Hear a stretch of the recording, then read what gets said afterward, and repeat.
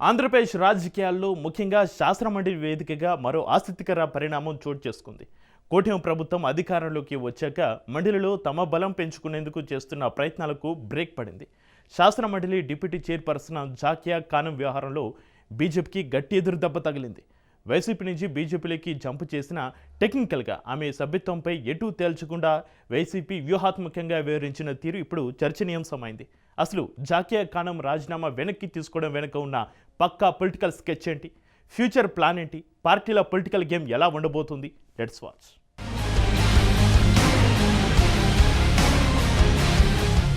YCP MLC జాకియా Khanam తన రాజీనామాను ఉపసంహరించుకునేందుకు సిద్ధమయ్యారు. ఎమ్మెల్సీల రాజీనామాలపై మండలి చైర్మన్ మోషన్ రాజు విచారించారు. ఈ సందర్భంగా రాజీనామా చేసిన ఎమ్మెల్సీలతో ఆయన ముఖాముఖి సమావేశమయ్యారు. 6 ఎమ్మెల్సీలను మండలి చైర్మన్ మోషన్ రాజు విచారించారు. తాము స్వచ్ఛందంగానే రాజీనామా చేసినట్లు వివరించారు. అయితే తన రాజీనామా ఉపసంహరించుకుంటానని జాకియా ఖానం తెలిపారు. వైసీపీ తరపున ఎన్నికైన జాకియా ఖానం పార్టీకి ఎమ్మెల్సీ పదవికి రాజీనామా చేశారు. జాకియా ఖానం బీజేపీలో చేరారు. అయితే మండలి చైర్మన్ విచారణలో మాత్రం తాను రాజీనామాను ఉపసంహరించుకుంటానని చెప్పడం విశేషం.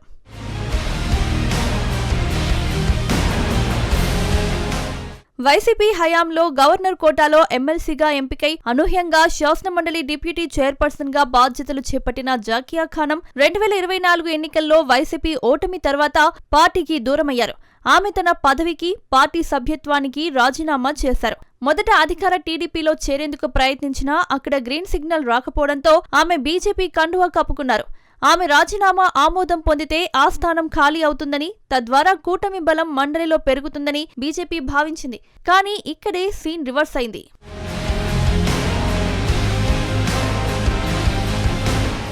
సాధారణంగా ఒక సభ్యుడు రాజీనామా చేస్తే దానిని నిర్ణీత ఫార్మాట్లో ఉంటే స్పీకర్ లేదా చైర్మన్ ఆమోదిస్తారు. కానీ జాకియా ఖానం విషయంలో మండలి చైర్మన్ మోషన్ రాజు ఆ ఫైలును పెండింగ్లో పెట్టారు.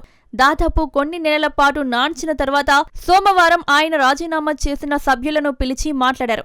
ఈ సందర్భంగా జాకియా ఖానంకు మరో 6 నెలలు మాత్రమే పదవీకాలం ఉంది. ఇప్పుడు రాజీనామా చేస్తే వచ్చే ప్రయోజనమేముంది, అనవసరంగా పదవి ఎందుకు కోల్పోవాలని నచ్చజెప్పినట్లు సమాచారం. చైర్మన్ సూచనతో ఆమె తన రాజీనామాను వెనక్కి తీసుకుంటున్నట్లు ప్రకటించారు.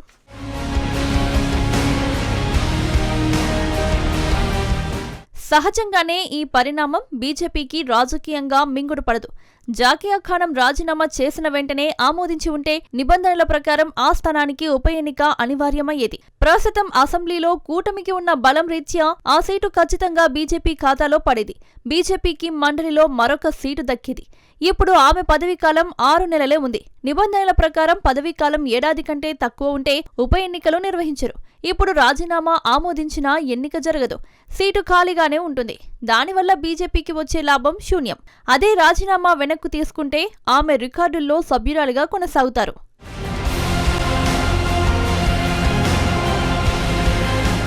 ఇది ముమ్మాటికి వైసీపీ ఆడిన మైండ్ గేమ్ అని విశ్లేషకులు భావిస్తున్నారు.